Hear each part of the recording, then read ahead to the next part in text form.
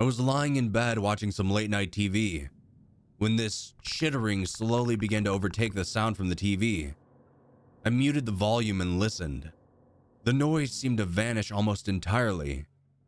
I couldn't seem to pinpoint the source, but I found myself thinking back to the woman in the apartment next to me. I shut off my TV and tried to put the strange occurrence out of my mind. I rolled over in my bed and felt my consciousness drift away. It felt like mere seconds before I was jolted back awake, but I could tell it was already the middle of the night. I sat up, rubbing away the sleep from my eyes. I looked around and found nothing out of place. Then, after a few seconds, I started to hear that clicking noise again. It sounded organic, like an animal was creating the sound.